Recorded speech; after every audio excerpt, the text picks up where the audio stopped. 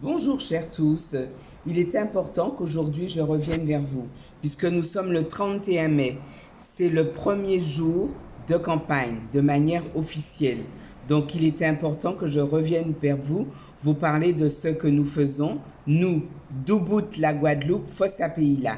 Alors nous serons présents sur le terrain concernant les élections régionales, mais également les élections départementales. Donc d'Ubud, la Guadeloupe, Fossa Pays-là sera présent sur le canton 16. Je serai là. Le canton 16, c'est la Désirade, Saint-François et un bout de Sainte-Anne qui va jusqu'à French. Et nous avons des personnes de tout ce territoire. Moi, Christiane Delaney-Clara pour Saint-François, Monsieur Lucien Parchal pour Saint-François également, Madame Saint-Aurette pour l'île de la Désirade et Monsieur Catherine Christopher pour Sainte-Anne.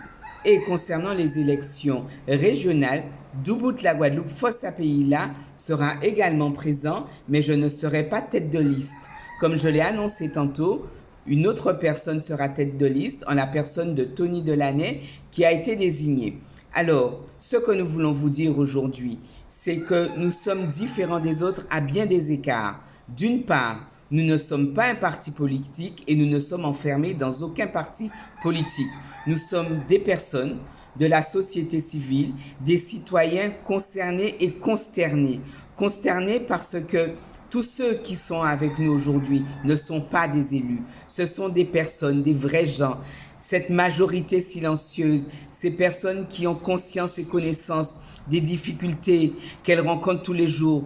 Des statistiques de l'INSEE viennent de sortir aujourd'hui en disant que près de 14% de la population de notre bel archipel est en difficulté, alors que avec tout ce que nous avons, tout ce que nous possédons, puisque nous sommes bénis des dieux, la nature nous offre tout ce qu'il y a de mieux pour être développé. En plus, nous avons des génies, nous avons du génie, des ingénieurs, des personnes qui seraient en capacité de faire que cet archipel vive de par leur génie et de par la structure juridique qui est la nôtre. Vous me direz que je parle souvent de droit, mais l'article 73 de la Constitution de 58 nous permet d'aller plus loin.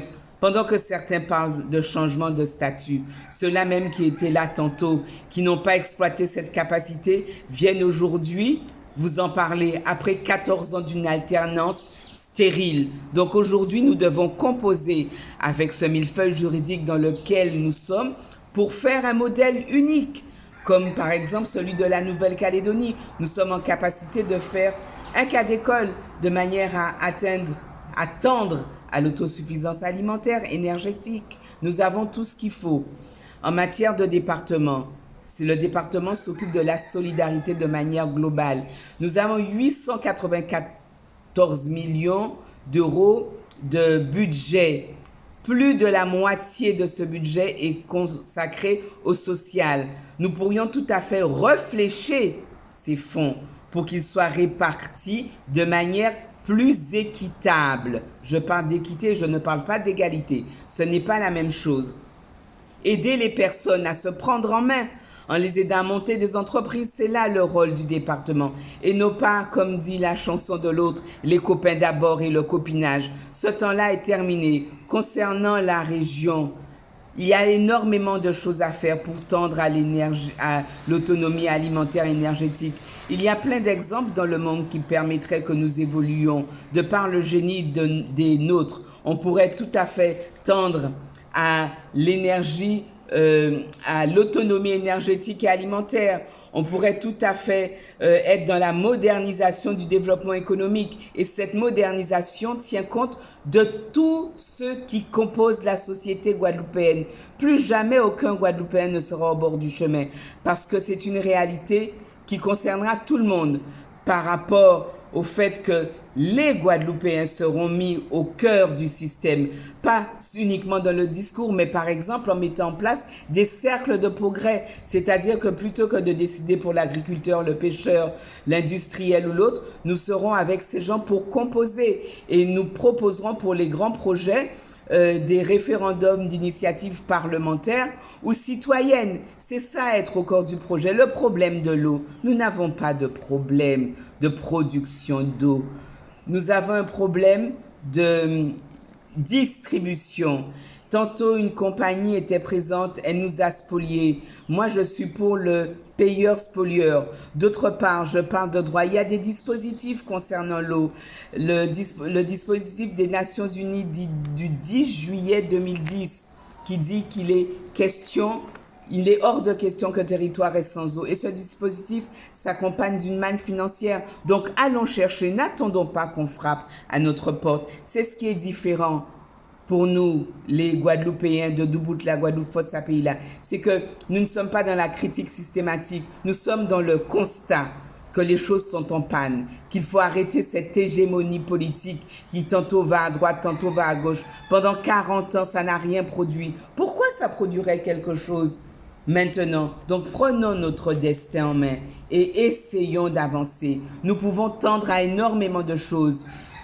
Nous en avons la volonté et les textes sont là pour nous aider. Mais il ne faut pas que nous soyons les bras croisés et que nous attendions qu'on vienne vers nous. On nous parle d'une loi 4D, on parle de décomplexifier les choses. Saisissons-nous de notre destin et avançons. Regardez ce qui est en train de se passer. Il y a eu le congrès dimanche d'un mouvement citoyen.